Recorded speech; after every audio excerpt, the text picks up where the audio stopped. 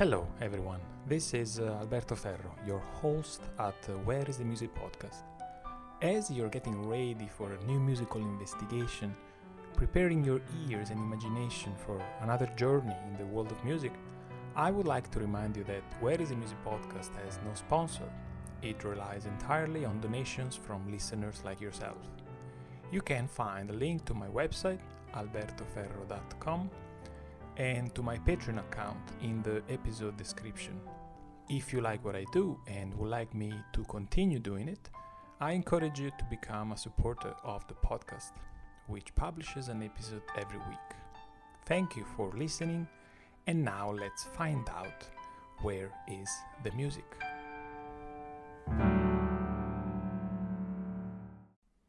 Hello everyone and welcome back.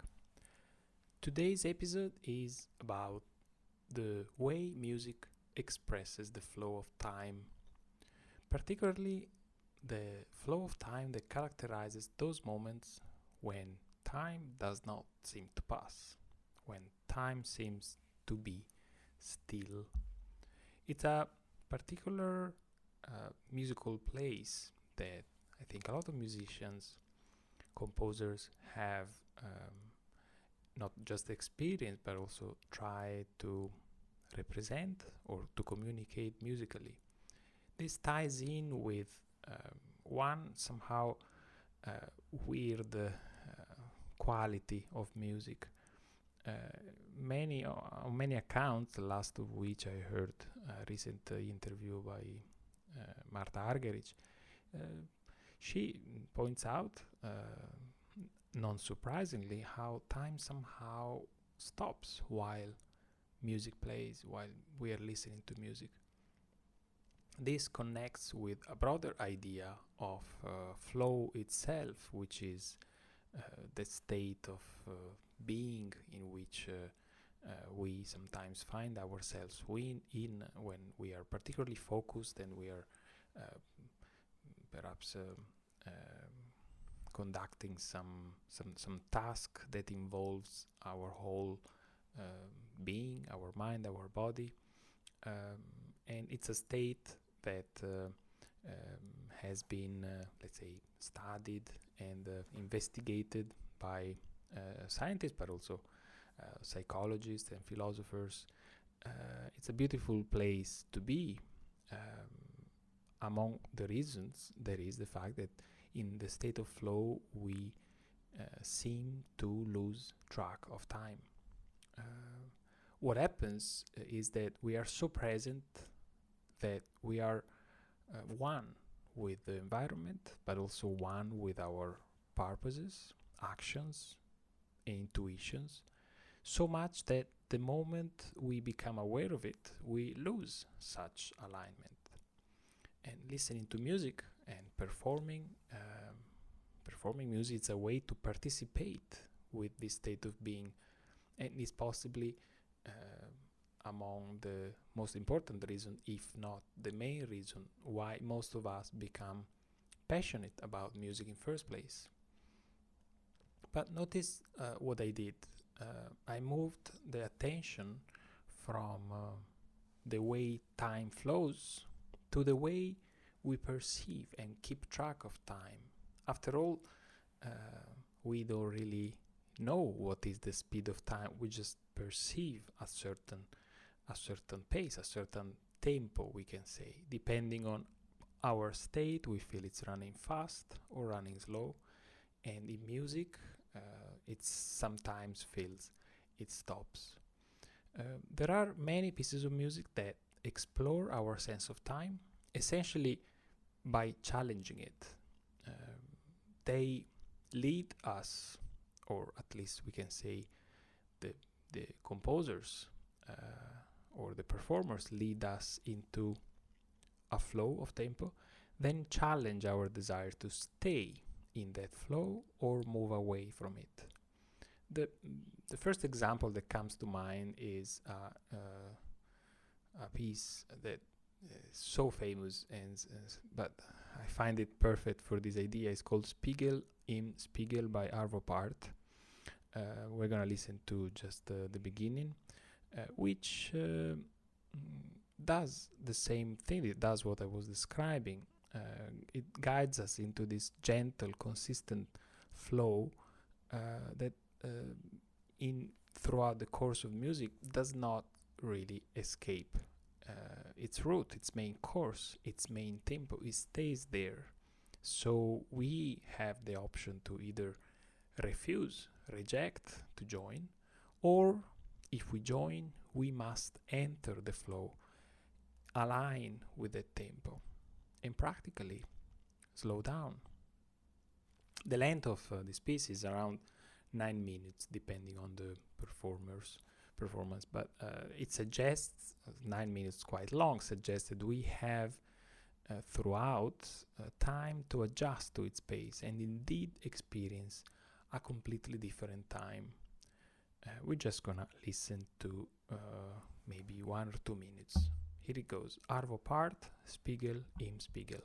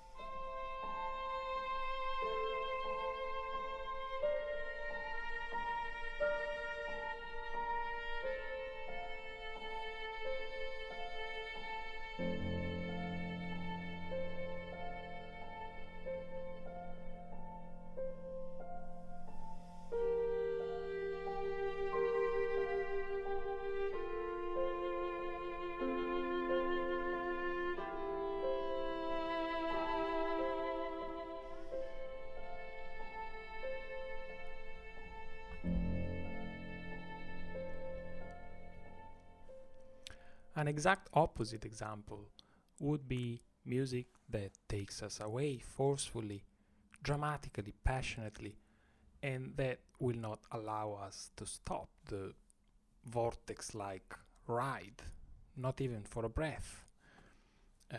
This reminds me of the pianist Christian Zimmermann, which I have quoted probably a few times throughout this podcast already. And his interpretation of Chopin's sonata in B minor, which I had the fortune to listen live in Milan around 20 years ago. And the thought of it still shakes my blood. Music that takes you passionately, forcefully away from any tempo you were before and takes you for a vortex-like ride without giving you a time for a breath. This is the last movement from the Sonata in B minor by Frédéric Chopin, performed by Christian Zimmermann, live.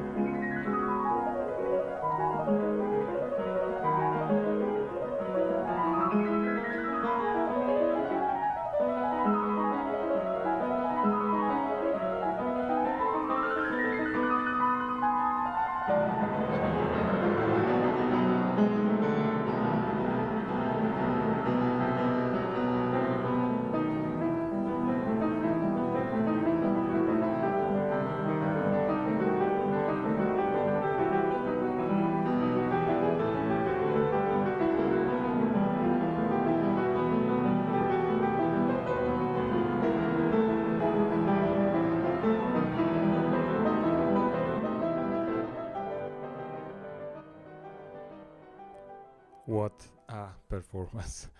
um, so, in a sense, and this is the direction I like to take today, we see that music does not really portray time or the speed of time. It rather focuses on the way we engage or participate with time, whether it's slow or fast, or passionate or contemplative. As we have touched upon before in the podcast, music is a mirror to the human nature. So the weight, that's the way I have entitled this episode, the weight. Can art or music portray or suggest the idea of waiting? I'm going to offer two examples of music that, in my opinion, do so. Waiting is about time, spending time in the more or less anxious desire of something to happen, someone to arrive, good or bad news to be confirmed. As before, music accomplishes to portray time by spotlighting the way we humans relate with it. So, this is Beethoven's Andante from his Pastorale Sonata. And I chose it because I'm gonna play a little bit of it. And I chose it because in there I hear exactly what we are talking about. A sense of time moving forward, but stillness of existence. And this is how it goes.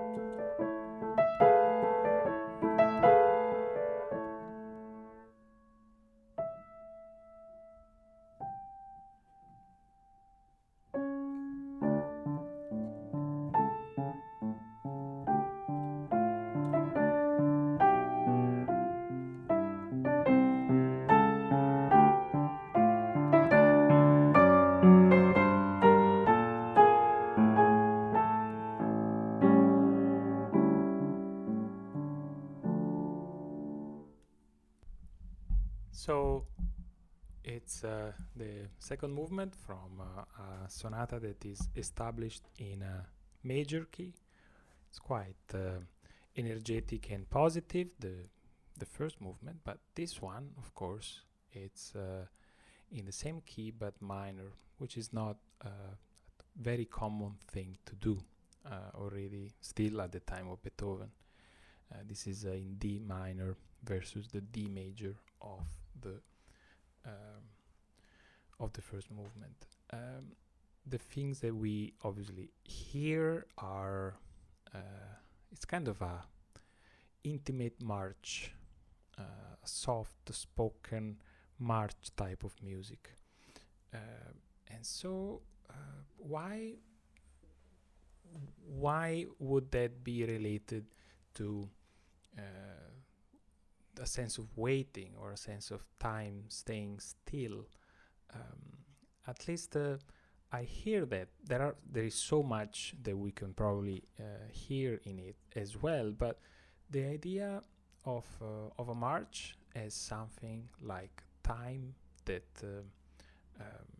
moves forward, moves solemnly, without taking a break, without allowing us to stop, somehow makes us feel that we are completely at its mercy. And the sense of inevitability, which is often found in the music of Beethoven, is given exactly by this tick-tocking of the accompaniment. It's obviously much more than an accompaniment. Is character, is a flow of inevitability that accompanies whichever human emotion or whichever human decision we take. There is another aspect to it that I find particularly interesting, and if we take the first statement, is the first section, or probably we can call it technically the first period, which is 8 bars, and we hear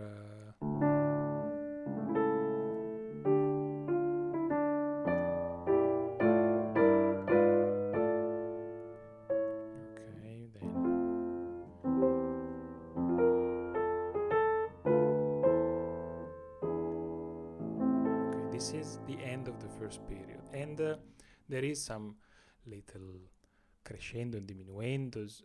You can hear even slow or andante. It's not music that drives forward like the typical Beethoven that is most common to hear. Overall, however, the dynamic is quite contained, is on a piano. And then at the very end, in the very last bar, just before the whole section repeats, I play to you.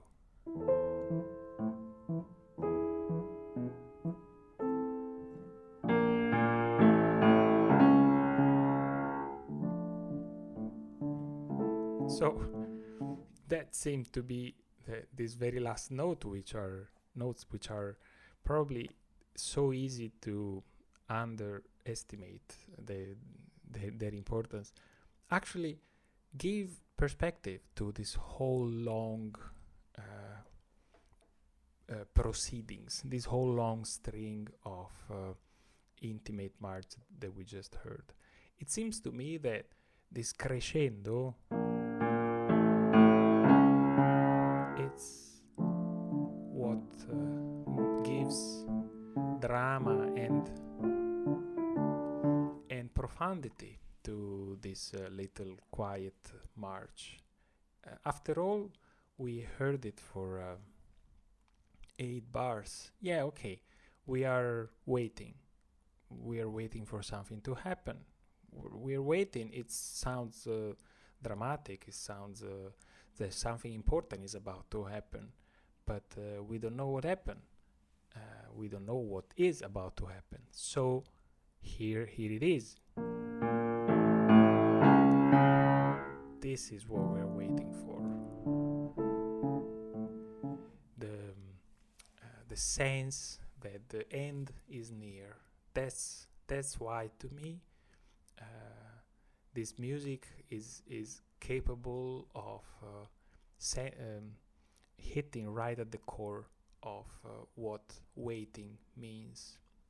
anxiety, perhaps, desire, perhaps even hope, and in this case maybe even realizing we should be hopeless, we should lose all hopes, because the inevitable is about to happen. Right after, Beethoven goes in one of his typical devices, the harmonic pedal, which is given by this note. And what if not an inevitable clock ticking this might be representing? And on top of which we have requests for a change of direction that are not responded.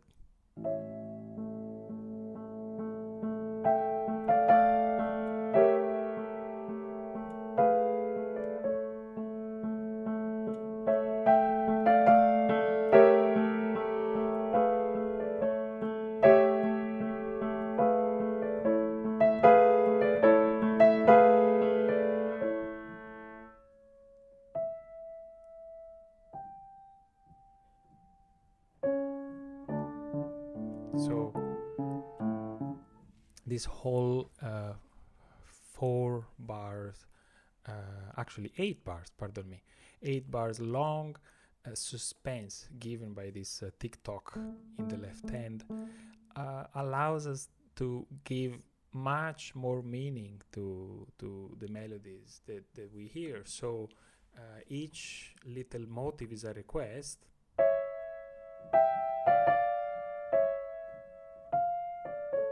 That does not get satisfied, and again,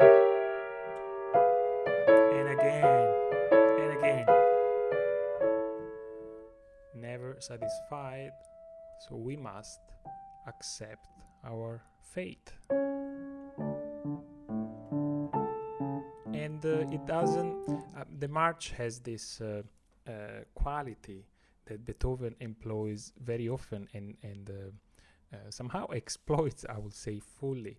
The march has this quality of hinting at something formal, official, that is happening at its own pace, a sort of authority that cannot be questioned, challenged. You have to accept it. And it's a symbol for all of that. The march for Beethoven is a symbol for all of that. And the melody that we hear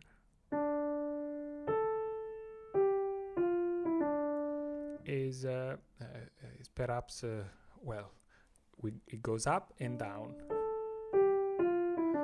There doesn't seem to be a very original or individual development. In a sense, in such simplicity, it is constricted we can say the human condition.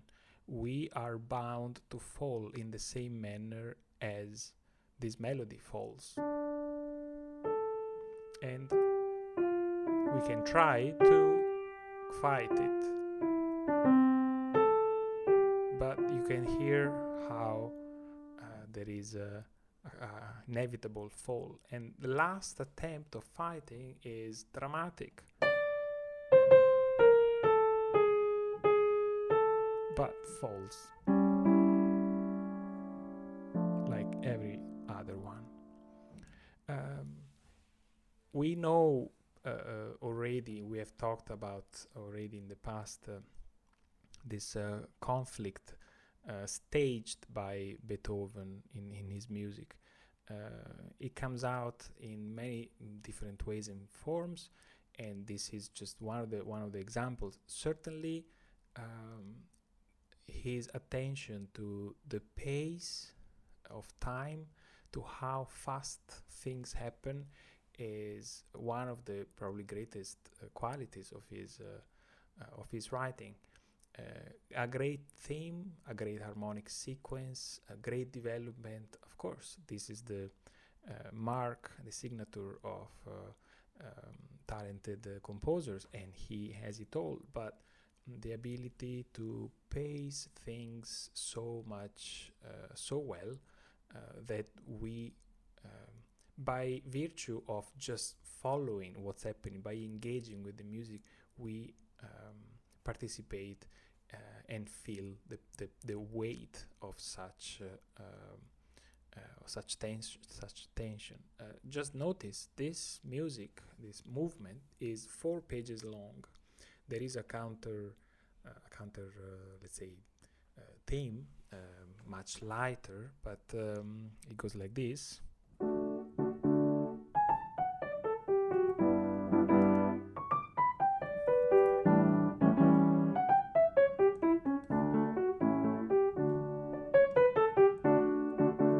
And this probably breaks the tension, but only for the purpose of creating more suspense, more questions.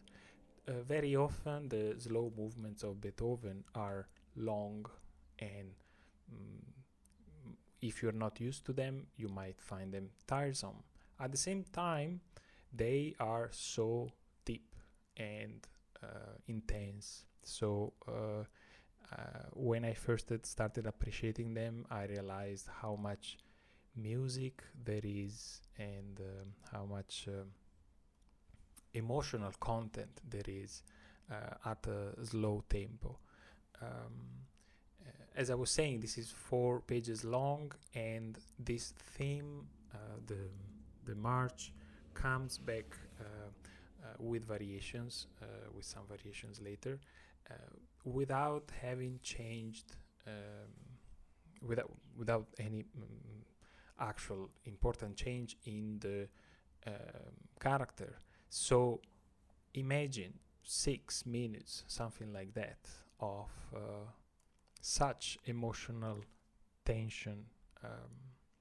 So the next piece that I wanted to discuss with you, to present and play, is probably a more complex example, since many of you listeners will have known this piece before, maybe for long. It's and would probably come up with different interpretations than mine. This is the very famous second movement from the last sonata for piano by Schubert. This is the D960 in B flat major by Franz Schubert. I mean, books could be written about this whole sonata, and have probably been written already. The second movement in particular is so unique in its genre.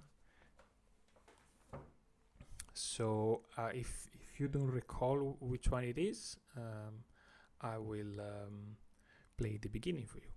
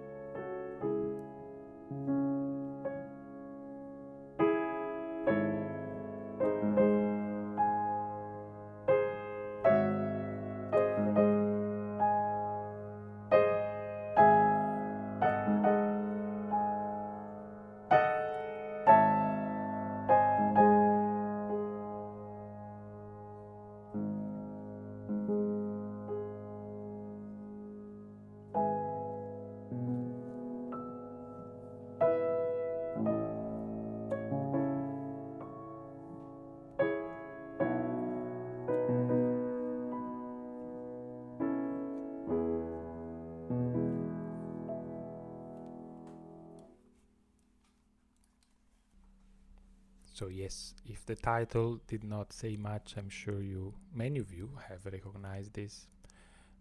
The immense profundity and the layers of meaning one can trace in it make it a masterwork. I want to point out how among the things we might hear in this, we can attend to its slow and painful sense of waiting. Perhaps in the beginning it's a questioning one, an intimate questions about life. Those kind of questions that in the most important moments of our life we probably ask directly to life, and we attend its silent response, for which we must respond with patience and a sort of probably hopelessness. We will not have a much better answer. How does Schubert accomplishes this? First of all, it's in minor key, which of course adds a bit of drama. But then, most importantly, it's every bar is filled with this once again sense of clock.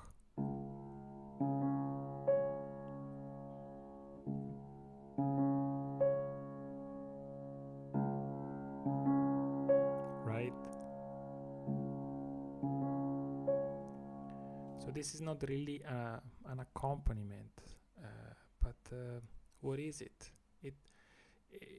Symbolically, it's can be a clock ticking, a thrill coming from another dimension, a sort of an obsessive little reminder of something quite dramatic. It's like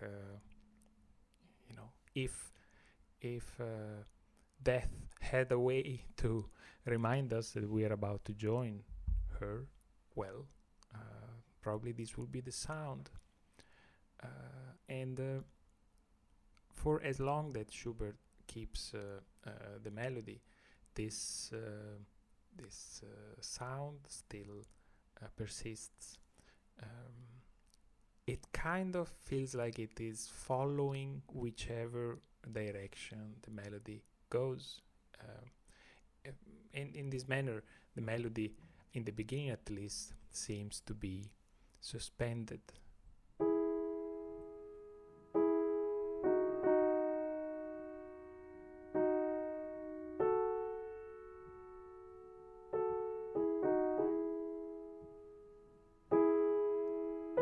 Doesn't really go anywhere.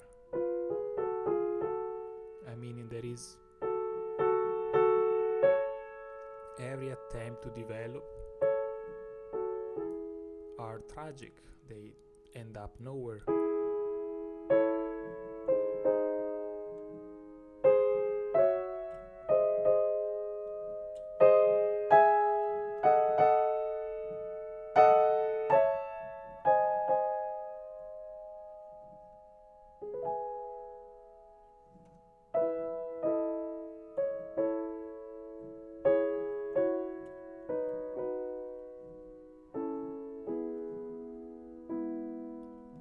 So,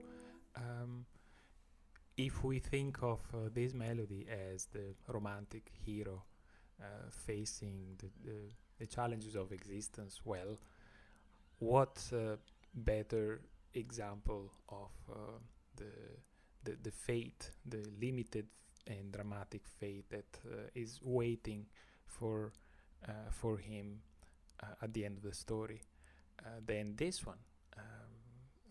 The melody, the main story doesn't reach, cannot, it seems to be incapable of reaching its own full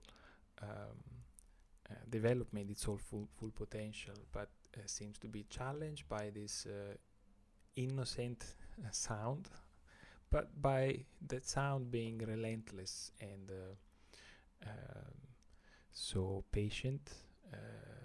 Then it looks appearing that it appears that the tragedy not only looms but also takes over. However, Schubert is able to do a little magic, because when he repeats the melody, it's fundamentally the exact same melody, exact same notes, but he manages to make it sound hopeful, like this.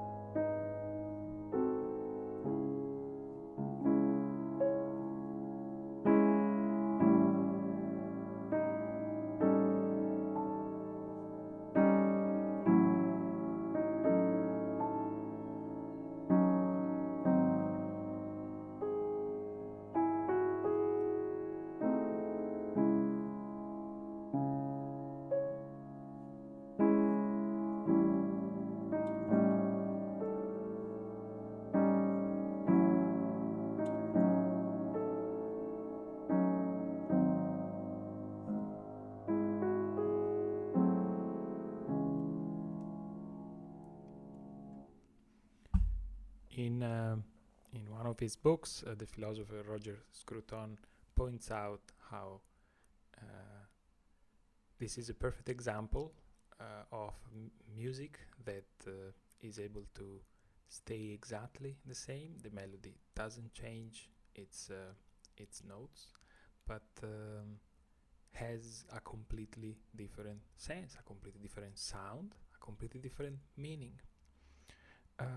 So if we wait long enough, perhaps this is the story, the waiting for an answer that won't come might transform in acceptance, opening its way to perhaps gratitude and grace.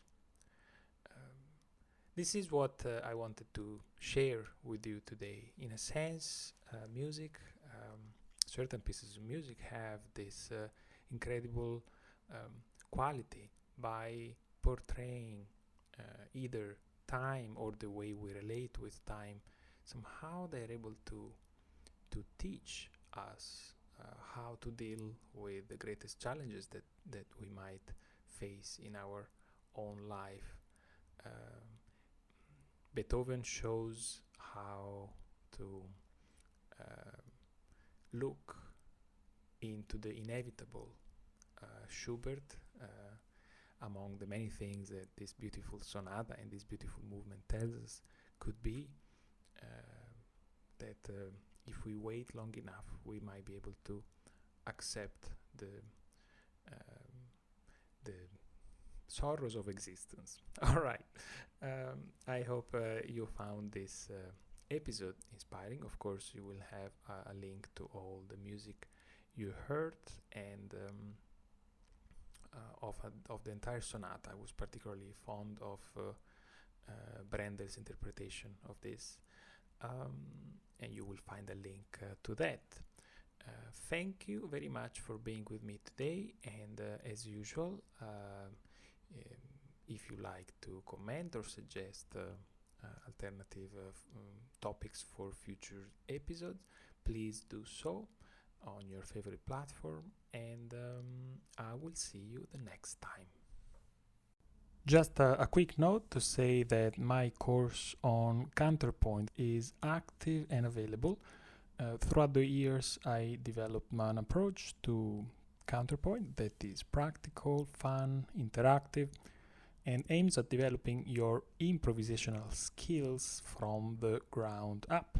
It is designed for piano players at the beginner or intermediate level. It is called Counterpoint Fundamentals. It's on udemy.com, and with the coupon code TheMusicCode you get 30% discount. If you're curious about counterpoint but not sure what it is or why it matters in music, go ahead and watch the first 2 classes, which are free. The link is in the description. Coupon code is TheMusicCode. TheMusicCode, no space, no dot, no dash. TheMusicCode. Okay? And let me know what you think.